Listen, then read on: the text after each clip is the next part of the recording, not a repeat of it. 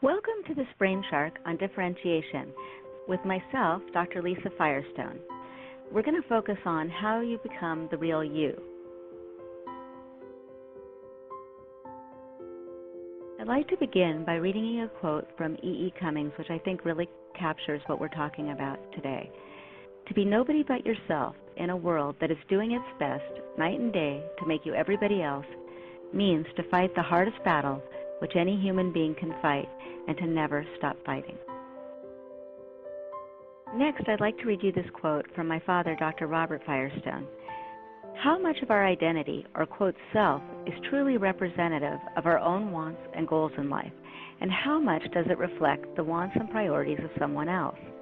Are we following our own destiny, or are we unconsciously repeating the lives of our parents and automatically living according to their values, beliefs, and ideals? So how do we define becoming a differentiated person? To lead a free life, a person must separate him or herself from negative imprinting and remain open and vulnerable. As children, people not only identify with defenses of their parents, but also tend to incorporate into themselves the critical or hostile attitudes that were directed toward them.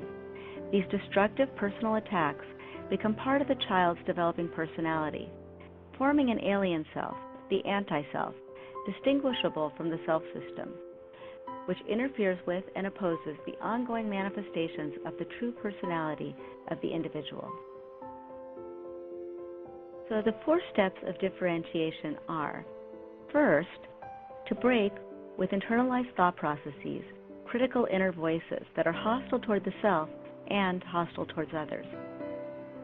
Second, to separate from negative personality traits assimilated from one's parents. 3, to relinquish patterns of defense formed as an adaptation to painful events in one's childhood. And 4, to develop one's own values, ideals, and beliefs, rather than automatically accepting those one has grown up with. So just to elaborate on the first step in differentiation, of having to separate from negative attitudes that were directed toward us, this means looking at negative thoughts that we have about ourselves, about our lives, about other people that really come from things from our past. So what are some of these common critical inner voices that we're talking about? The first is the ones that are about yourself. Things like you're stupid, or you're ugly, or you're not like other people, or you're a failure. There's also negative thoughts that we have about our careers. For instance, things like, who do you think you are? You'll never be successful. You're under too much pressure. You can't take it. You'll never get everything done. You're so lazy. And then there's critical thoughts we also have about people that we're in relationship with. Things like, he doesn't really care about you. She's too good for you. You're better off on your own. Don't be vulnerable or you'll just wind up getting hurt. These are common critical inner voices that people experience that very much interfere with their lives. Next, I'm going to show you a brief video of my father, Dr. Robert Firestone, talking about these ideas.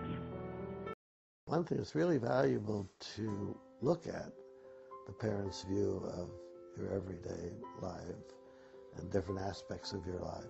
What would they say about this? What would they say about your marriage? What would they say about the way you are with your kids? What would they say about your profession, your career? And answer back with your own point of view, separating the self from the anti-self. In the second step of differentiation, we have to separate or differentiate ourselves from negative traits of our parents and their defensive posture toward life. What are some examples of negative traits of your parents manifest in yourself? One place you might look for this is in your relationships. Is there a way your parent behaved in their relationship that you really didn't like, perhaps being incredibly critical of their partner, and now you find yourself acting that exact same way with your partner? We can also look for examples of this in how we parent. Are there behaviors that you manifest with your child or that come out of you with your child that are atypical and that really are more representative of the way your parent acted that you really didn't like? Next, I'd like to show you a video where you're going to see my father, Dr. Robert Firestone, talking about the concept of differentiation. And part of differentiation is to differentiate from not just the attacks that you've incorporated, but from parents' views that are destructive, and parents' personality traits that are toxic, that we incorporate. Often we incorporate their negative qualities too. So we have to correct ourselves in a sense. So we have to separate from all of those issues. So the therapy is directed toward separating from the attacks that are made on us and from any traits that are similar to parents that are negative. The harmonious ones, the positive ones, we don't want to separate from. They're natural, good. So in step 3 of differentiation, we want to separate from the defenses we use to cope with elements of our childhood. We want to break with these defenses as well. And being ourselves, we have to move away from the defensive postures that we adopted realistically as children, but that are no longer necessary or functional in our adult lives. So for instance, if we went inward to deal with an overly harsh, critical parent, we may as an adult find ourselves in our relationship going to that inward place, but this is not a functional way to deal with our adult romantic relationship, and it may not be appropriate to our current circumstances. So in essence, the steps in differentiation that we've talked about so far involve not being your child self and being defended in the ways that you were as a child and self-soothing in the ways you did as a child that, again, were survival mechanisms but that are no longer functional. And it also means not adopting being your parent and acting out these behaviors on your partner, on your children, or on other people in the ways that are negative, but to be your real self. Who is your real adult self? At this point, I would like to share with you, before we move on to step 4 in differentiation, some points from our book, The Self Under Siege. The first is that most people are compliant and rarely deviate from the beliefs and opinions held by their parents and tend to lead conventional and predictable lives. They fail to recognize their lack of differentiation or the fact that they are reliving rather than living their own life. Others adopt a defiant stance in opposition to their parents' ideas, values, and approach to life, mistakenly believing that their defiance and rebelliousness is their real identity. However, compliance and defiance are both driven by views, behaviors, or lifestyles of one's parents, and neither is truly representative of one's own identity or self. It is of the utmost importance to take both of these contingencies into consideration when approaching the project of differentiation. And now I'd like to move to the 4th and last step of differentiation, which is to really develop your own values, your own adult value system, and to approach life to really fulfill your own destiny as a human being, your potential as a unique individual. Having gone over the steps in differentiation, I would like to share with you these guidelines for continued personal development. The first is to be aware that fear accompanies change, that as we start to differentiate or to move away from old identities and really have a sense of ourselves, we're going to feel anxiety. The second is to realize that our psychological pain is valid, that the pain that we have from our childhoods came from somewhere, and to have compassion for ourselves.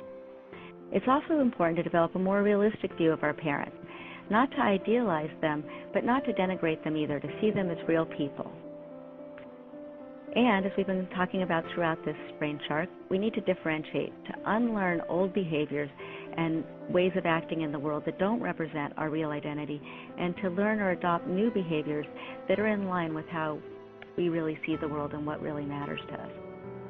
It's also important to become aware of specific defenses we have against feelings. The ways we cut off from feeling our life lead us to not really experience our life. It's also important to recognize the value of friendship and how valuable and meaningful our connection is to those people closest to us. And lastly, to seek our own personal meaning in life, to really live our lives based on our own value system, and to really live our lives in a way that have personal meaning for us. And some further guidelines for personal development are: practice being generous in all your relationships. We're not talking about generosity as a moral issue, but as a mental health issue. When you act generous, you feel good about yourself. To become aware of existential realities and not try to block out the real pains of our existence. And to develop a spiritual perspective and appreciate the mystery of existence. To really develop your own perspective on the meaning of life. I'd like to share with you one more quote from my father, Dr. Robert Firestone. We can make the most of our short experiences of life, actually, and to live it fully, to exist as separate, creative individuals. But to do this, we have to differentiate in those ways. And to end this Brain Shark, I'd like to share with you the resources where you can learn more about this concept of differentiation. The first is our book, The Self Under Siege.